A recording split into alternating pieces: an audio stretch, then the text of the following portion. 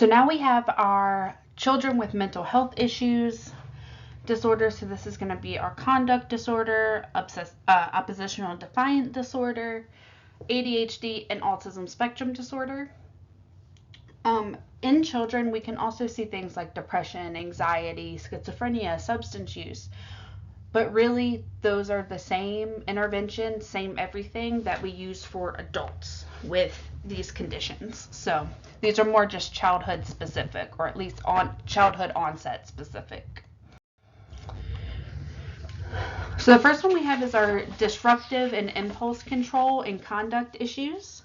So for oppositional defiant disorder, this is going to be reoccurrent patterns of antisocial behaviors.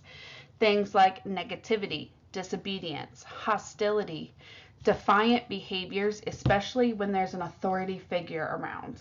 Stubborn, argumentative, they're going to do limit testing, they're going to be unwilling to compromise, and refuse to accept responsibility for their behavior. A lot of times things that we're going to see is their misbehavior is going to be demonstrated at home and out in the, like at school and at work.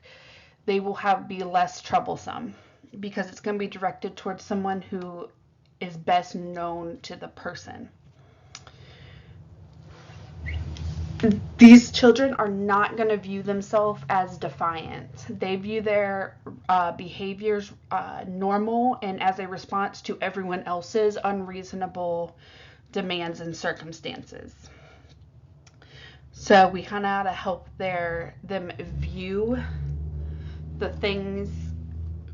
We need to help them understand what their behaviors are doing and what they mean. We're going to do this by having calm, respectful approaches, modeling acceptive behavior. We're going to set clear limits and be consistent. We're going to typically use a reward system for behavior. We want to maintain a safe environment because they can have violent outbursts. We want to avoid and identify things that result in a power struggle. We're going to have to help this child learn coping mechanisms. Group, individual, and family therapy will also be needed for this. This is also for conduct disorder. Those things still apply. A lot of times, oppositional defiant disorder is going to merge into a conduct disorder. And this is when we're going to have a persistent pattern of behavior that violates the rights of others and rules and norms of society. This is going to be a lack of remorse for others. These are going to be our bullies, the ones that threaten and intimidate others. They believe that aggression is justified. Their low self-esteem, irritability, outbursts, recklessness, suicidal ideations, they're all going to coincide. Sometimes we have a comorbidity of learning disorders and impairments. And some other things that we see is the cruelty or violence towards people and animals. A lot of times these people have access and have used weapons that can cause harm. Property destruction, running away from home, frequent lying, stealing, and skipping school are very common as well. So these things, we're going to use the same interventions we just talked about as the oppositional defiant disorder.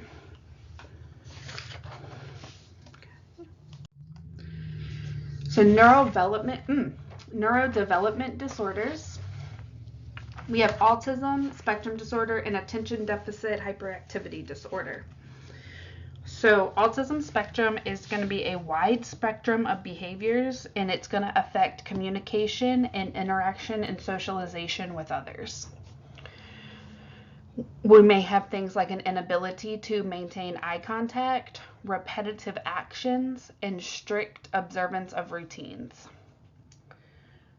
We may have physical difficulties like sensory dysfunction, sleep disorders, digestive disorders, feeding disorders, epilepsy, and or allergies.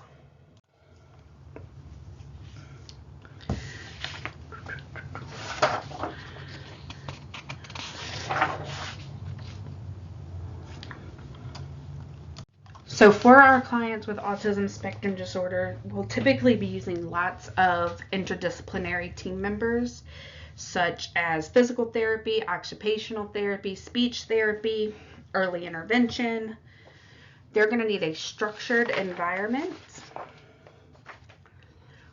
They're going to need an individualized care plan.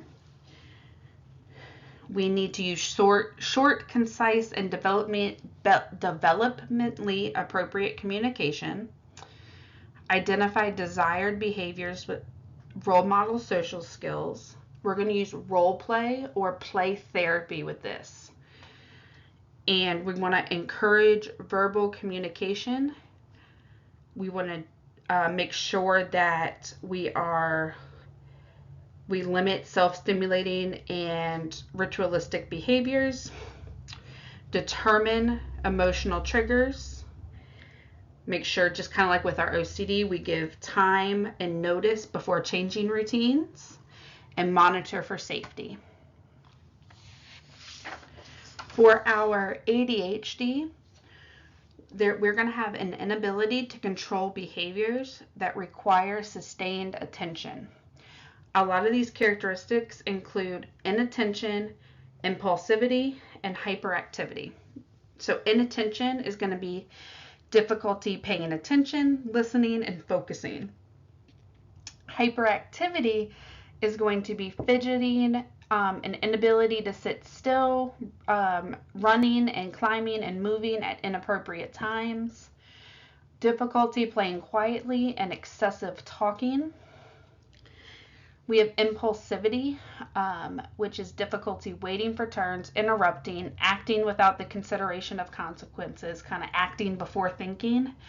And that impulsivity puts us at risk for injury because they don't think about the consequences before they enact action.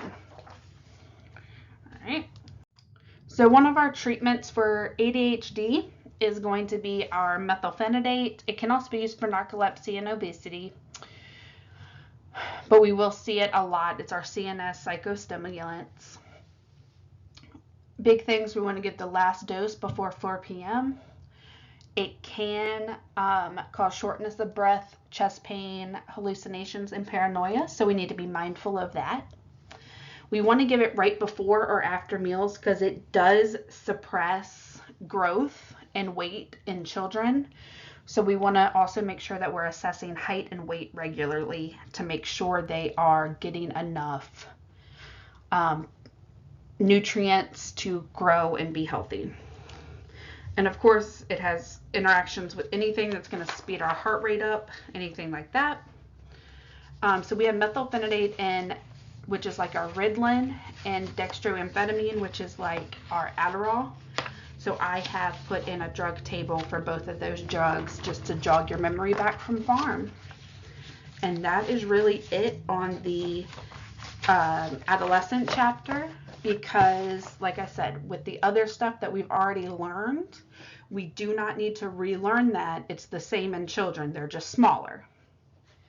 All right, and that's it.